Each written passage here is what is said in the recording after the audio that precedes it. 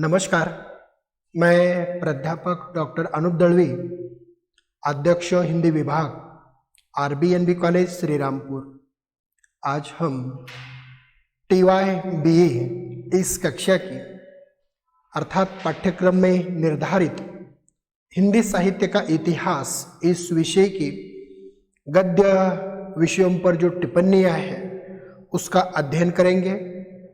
उस गद्य विषय में महिला आंचल फणीश्वरनाथ रेणु जी के द्वारा लिखित आंचलिक उपन्यास और पहला सूरज भगवती चरण वर्मा जी के द्वारा लिखित इन दो रचनाओं का अध्ययन करेंगे। उनमें से महिला आंचल यह फणीश्वरनाथ रेणु जी द्वारा लिखित हिंदी साहित्य का सर्वप्रथम और सर्वश्रेष्ठ आंचलिक उपन्यास है। आंचलिक उपन्यास में किसी अंचल विशेष की तथा समग्र जीवन पद्धति समग्रता के साथ चित्रित होती है और वह रेणु जी ने की है। रेणु जी ने महिला आंचल में बिहार के पूर्णिया जिले के एक पिछड़े गांव मेरीगंज गांव की जिंदगी का, वहाँ के जीवन का, रहन सहन का, आचार विचार का तथा ग्रामीण जीवन की विभिन्न पद्धतियों का उन्होंने चित्रण किया है। मेरीगंज गांव की एक ओर नेपाल तथा दूसरी ओर बांग्लादेश तथा बांग्लादेश के साथ पश्चिम बंगाल की सीमा है। यह पिछड़े गांव होकर भी उसकी गांव की कथा रेणु जी ने पूरी समग्रता के साथ उन्होंने चित्रित की है। महिला आंचल यह शीर्षक सुमित्रानंदन पंत जी के काव्य पंक्तियों से उन्होंने लिया है। इस उपन्यास को ग्रामीण जीवन का महाकाव्य भी कहा जाता है, कारण ग्रामीण जीवन की समग्र कथा उनकी व्यथाओं के साथ, उनकी विडंबनाओं के साथ, उनके समस्याओं के साथ तथा उनके सहजीवन के साथ इसमें चित्रित हुई है। इसमें 1942 से 1950 तक की मेरीगंज गांव की जो परिस्थिति है, वहाँ का जो चित्रण है, उनका यथार्थता के साथ चित्रण इस उपन्यास में हुआ है।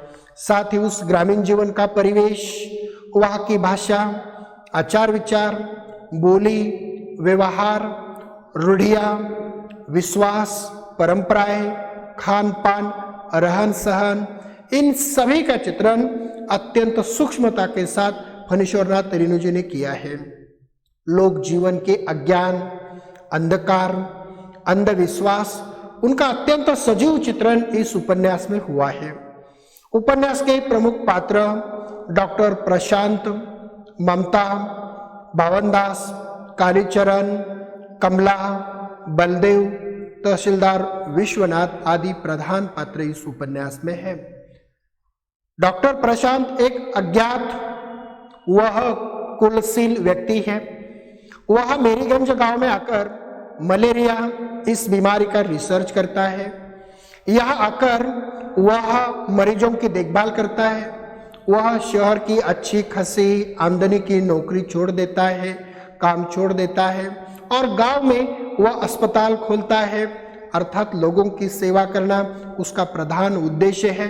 वह जानता है उसकी आवश्यकता शहर के लोगों को नहीं बल्कि गांव के लोगों के लिए है और इसीलिए वह गांव में आकर गांव के लोगों की सेवा करता है और वहाँ एक अस्पताल खोल देता है।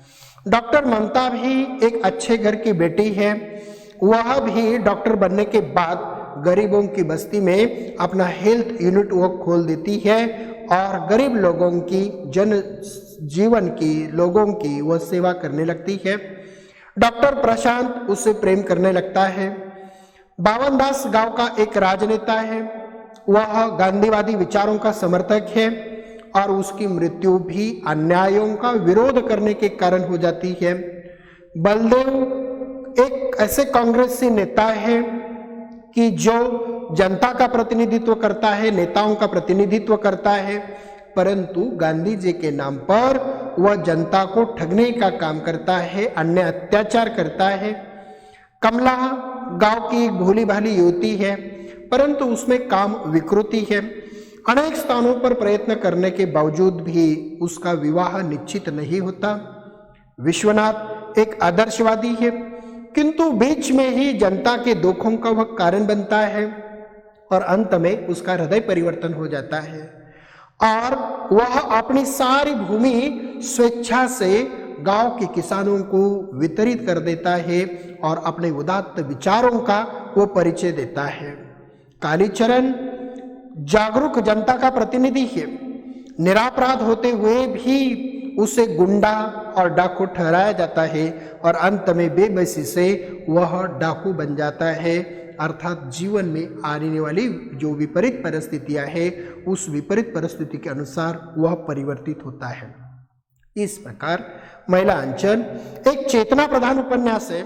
राजनीतिक, सामाजिक, आर्थिक, राजनीतिक, धार्मिक और नैतिक सभी दृश्यों से भारतीय ग्रामीण जीवन का इस उपन्यास में अत्यंत सफलतापूर्वक चित्रण हुआ है। इसीलिए महिला आंचल उपन्यास यह हिंदी के आंचलिक उपन्यासों में अत्यंत महत्वपूर्ण उपन्यास है, जिसमें ग्रामीण जीवन का जो प्रतिबिंब है वह अज्ञेय जी ने पूरी समग्रता के साथ चित्रित करने का प्रयास किया है।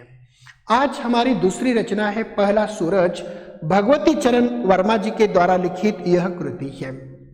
इसमें चरित्र नायक के रूप में शिवाजी महाराज का चित्रण किया गया है, अर्थात एक युग पुरुष के रूप में शिवाजी महाराज का चित्रण अत्यंत समग्रता के साथ प्रस्तुत रचना में किया गया है। यह उपन्यास शिवाजी महाराज के जीवन पर आधारित है। शिवाजी महाराज ने हिंदवी स्वराज्य की स्थापना की तथा हिंदवी स्वराज्य गगन पर अवतारित हुआ वह सूरज है, जिनके चरित्र की किरणों ने समस्त हिंदवी स्वराज्य को प्रकाशमान कर दिया, आलोकित कर दिया और स्वाभिमान के साथ जीवन व्यतीत करने के लिए उन्होंने भारतीय जनता को कई मूल्य उन्होंने प्रदान किए हैं। शिवाजी महाराज लौह पुरुष हैं और उनके नाम से मुगलों के पसीने छूट जाते थे। समस्त मुगल साम्राज्य छाए हुए शिवाजी महाराज की आतंक की जो छवि है उसका चित्रण भगवती चरण वर्मा जी ने किया है। पहला सूरज उपन्यास में तत्कालीन सामाजिक स्थिति का अवलोकन किया गया है।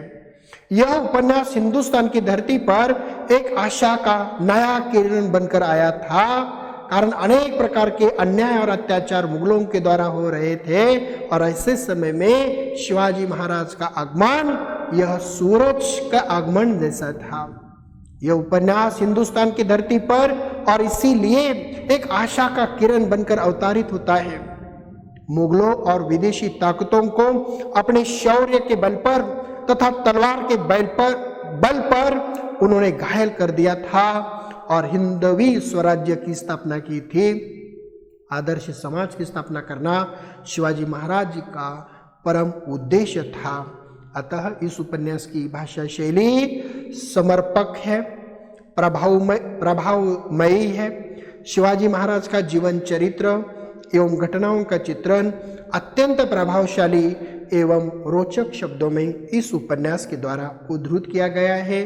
भाषा में पात्रानुकूलता, संप्रेषणीयता, ध्वनि सौंदर्य, प्रतीकात्मकता सभी जो गुण है इस उपन्यास में विद्यमान है। अतः आज हमने महिला आंचल फणीश्वरनाथ रेणु जी के द्वारा लिखित एक आंचलिक उपन्यास और शिवाजी महाराज के जीवन पर आधारित पहला सूरज यह भगवती चरण वर्मा जी के उपन्यास का अध्ययन अत्यंत संक्षिप्त में प्रस्तुत किया है। धन्यवाद।